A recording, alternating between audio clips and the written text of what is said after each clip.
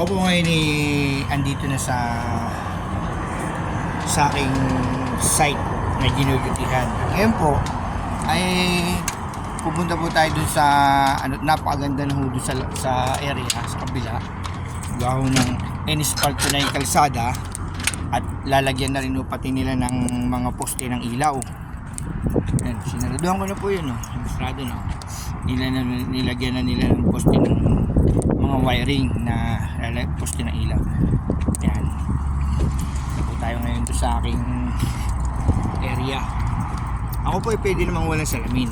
Kaya lang po ako nagsasalamin ng ganito. Hindi ako nagsulat. So medyo maalikabok siya. Kaya ako naman gusto kong mainit-initan naman ng mainitin ng araw. Kaya hindi po ako nagsumero. Ngayon po, ayan. Ayan. Ito na lang po kasi yung area na hindi pa na sistemento, pero naka-ready na ho siya. Ayan, yung wire namin po yan papunta po dun sa opisina supply. Ang ganda na ho dito ngayon sa tapat ng aming substation. Kasi po ito po nagtatambak na sila. Pupunta po tayo dito ngayon sa aking ito po na substation. Ngayon may makakasalubong po tayong mga ibang lahi syempre na nagtatrabaho doon sa kabila. Nahalis ito sa labing ko. Nilagyan na yan. Espartado na ho siya. Ang ganda na. Pero ito na lang po kasi ang kulang. Ang area dito papunta doon sa labas. Mula dito yung kalsada niya, liligo doon sa labas na yon sa national sa highway niya.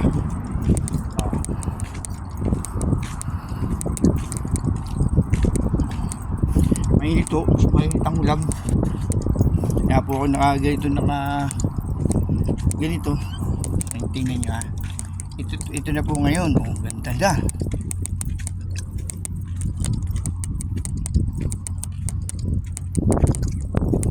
Ito na po yung aming substation.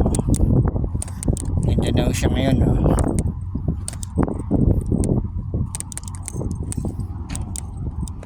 Ito na yung kalsada. Ito na yung kalsada ngayon. Resulta pa rin po ito sa kabila. Ito po yung aking binabantayan. Dito. Yan yung aking binabantayan. Dito lang. Dito na ako sa labas.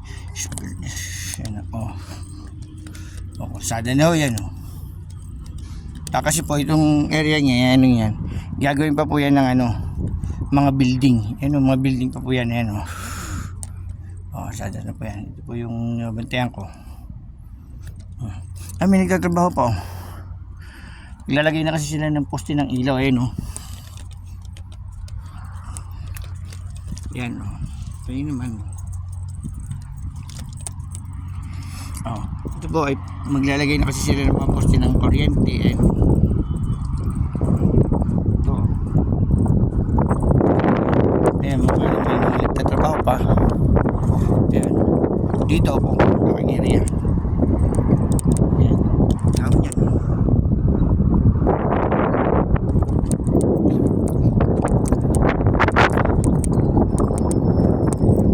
Kaya nga po dito sa area ko, dito lang medyo na delikado po ng kasi ay opisina pa namin yun opisina pa namin yun.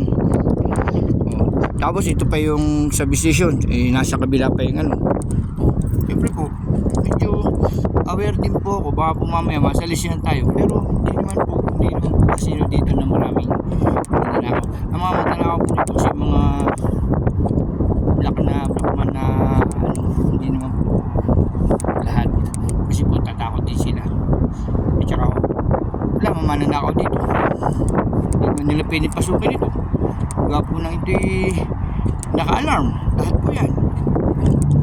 Kaya po masaya nyo mga ilang 1-2 linggo itong area ito yung area yan sementado na yan mga 1-2 linggo yan yan tapos yung nakita nyo na yan mga bundok ng lupang yan mga 1 to 2 months, may building na yan. Oo, may building na yan. Ayun o, tingnan nyo. May building na yan. Kasi nga po, tapos itong area ito, hindi kalsada ho ito. Kalsada ito, kalsada. Ito pong likod niyang anong yan, likod niyang opisinang yan. Makikita mo mga ilang linggo, building, may building na rin. Mga ilang pa, may building na rin din yan. Kasi ito sa area ko, ayun, ito, makikita nyo yung area yun. Ayun, ayun, may malayo. Kahilera yan, puro building yan. Ay, ito naman po, hindi pa tapos yan. May transporter pa po yan. Malaking yan. Kaya po, matagal-tagal pa rin po kami din. Kaya ako naman po, ako inip na. Ako naman po, inip na. Tunang umuwi. Mapabasyon man lang ba ako? Hindi pa na, Hindi ba nila ako pauwi ng bigla na, kasi nga po, ayoko rin naman nung gusto ko pag ako'y magpupurgod na. Ayoko namang ma-stay dito katulad ng mga kasamahan ko. Tingnan nyo, 3 na sila doon magkakaklase. Yung isa 2 years, magto 27 months na. Yung isa magto 3 months. Yung kakwarto ko, bago pa lang yun, 23 pa lang yun.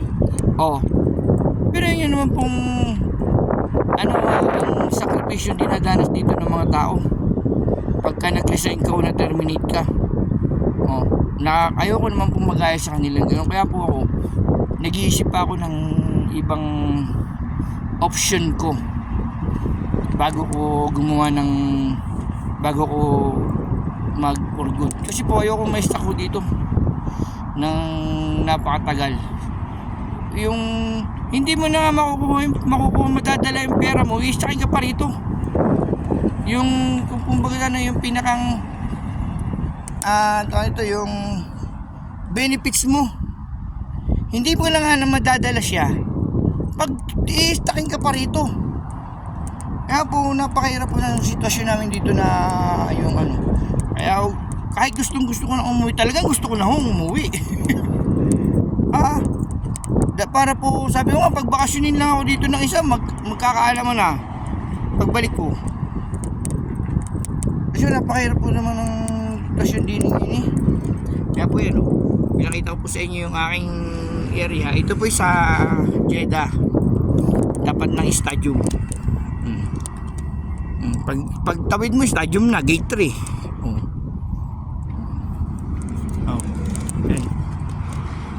Po, napaka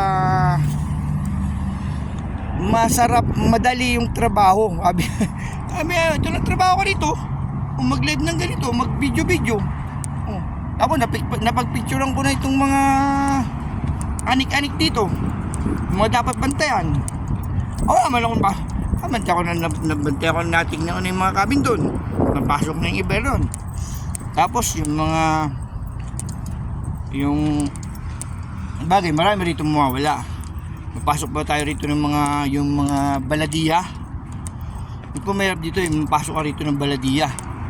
Yung po yung baladiya, yung mga parang junk shop na na mga sumasalisi, mga junk shop. Pero ang importante ko lang po dito binabantayan, tulad nga po ng itong pisinang yan.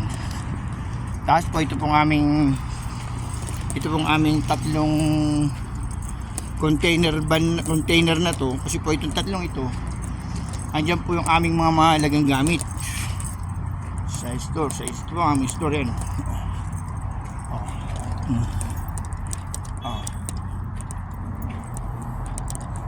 Yan. Ito naman po yung aming generator. Kaya nga po, sabi nga hindi ko alam kung magtatagal pa rito, tatagal pa rito talaga. Tatagal pa rito talaga. Dahil nga po, ako na, minsan po nakakaramdam na rin ako na inip, kaya po nililibang ko na lang po yung aking sarili. Sa pagbibideo, kaya nga po, ganito. Pagbibideo, paggagawa ng mga content. Lahat kami kung magagawang content. Sabi ko, po, hindi naiinip din na rin po ako. Gusto ko na umuwi. Ang hirap nga lang. Kaya po, kasi ang bawat galaw ko po kasi, tiyempo. Gusto ko pong tiyempo lang po ang bawat galaw ko. At Kasi po ayoko naman po makasagasa ng tao rito at ayoko rin naman po mapag-initan na tao po na may narito sa ibang bansa. Kaya po na-check po, gusto ko pag ako gumalaw po, yung may patutunguhan talaga. Bukas nga pala darating na aking engineer. Yung hopya ko. From the Philippines, galing bakasyon yung aking engineer. Napakabait po nun. Ito lang po. Ayun po ay lagi nakaalalay sa akin. Napakabait po. Napakabait po niya sa makina. Kaya nga po. Ayan, dito na ulit ako sa aking guardhouse. Iniikot ko na kayo. Dito na ulit ako sa aking guardhouse. Yan lang po ang aking trabaho rito. Nag-ikot ng konti. Ito, alam niyo po ba na itong video ito ay ebidensya ko na kung sakaling merong mangyayari, merong mga kaganapan na sa labas. Kung meron mga magnanakaw na mananakaw na lang. Ebidensya ko na po yung video ito. Yung na-video ko yung mga nabantayan ko, yung sitwasyon na nangyayari. Kaya halimbawa, may ginalaw sila kinabukasan, sabihin may nawala, ay may video ko. Kaya Audi ka po, picture. Nagawa ko kasi, minsan po, yung mga yan, nagtutuli-tulihan, nag-uulya-ulyanin kunwari, ay hindi nila alam, may video lagi, may picture ako. Siyempre, solo lang po ako rito, hindi po natin mayaalit na gawa pa rito nila ng masama. Kaya po ako, kahit po hindi ako nag-iisip na gagawa nila ako ng masama, ay ako po yung nagsisigura doon na sa aking sarili. Kaya po ako po, ay nagpipicture, nagbibideo ng aking mga binabantayan para po in case na kinabukasan ay mag-react sila, ayan, meron akong katibayan na itong dinatnang budihan. Kaya po, yun lang po ang trabaho ng mga watchman dito. Watchman po ako, hindi para security. Pero meron para security na. Kaya po, sa manonood dito, ay pakilike and share na rin po para po malaman ng mga sitwasyon namin dito na anong hirap umuwi. Pero ito lang po, babay na po.